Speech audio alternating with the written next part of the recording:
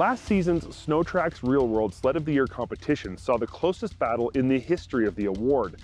It ended up being a numerical tie between Skidoo's MXZX 850 and Polaris's Switchback Assault 800. Even though the Skidoo won the tiebreaker, the fact that the evaluation numbers were a tie proved one important thing. The Switchback Assault is one extremely impressive snowmobile and is still a favorite among many SnowTrax television staffers.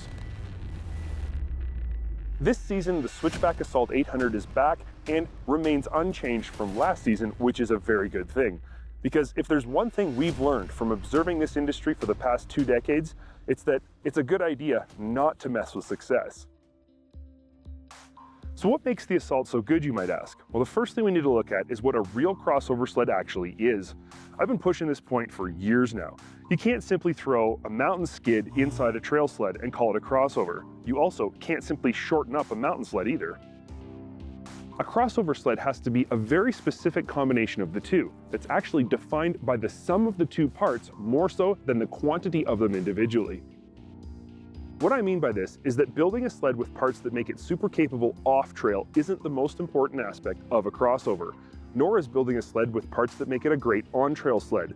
What's important is how those two sets of parts are combined and how the resulting vehicle performs both on and off the trail. The Switchback Assault is, in my opinion, the first crossover-labeled sled to get this equation absolutely perfect. On the trail, it rides and handles great, it's comfortable, it's warm. Simply put, this is a great trail sled. But off the trail, it's extremely capable, can go anywhere, and handles fantastic in the deep stuff. It is, again, a great off-trail sled. It's great at both individually. The next part of this equation is the easy part. It's no secret we feel the Polaris Axis is the best handling snowmobile in the business, and it provides the best front-end ride as well. So it only makes sense that using that very same front end on a crossover would result in a sled that handles great and rides great, and shocker, it does. This is because it's a full-width trail front end with trail geometry designed to work great on the trail versus the narrower mountain or hybrid front ends that are commonly found on other hybrid models. Ride-wise, the Assault's front end is equally as excellent. To make a long story short, this is how you do a crossover front end, period. Now let's move on to the off-trail bit of this whole picture. What makes the Switchback Assault so good off the trail? This is where things get a bit more technical. Mountain skid frames are designed to work best in deep snow, and this always comes at the expense of ride quality. So when Polaris decided to build a crossover sled, they realized early on a mountain skid frame isn't going to work. On the other hand, neither will a longer trail skid. Something new was needed, and out of this necessity, the IGX 144 was born.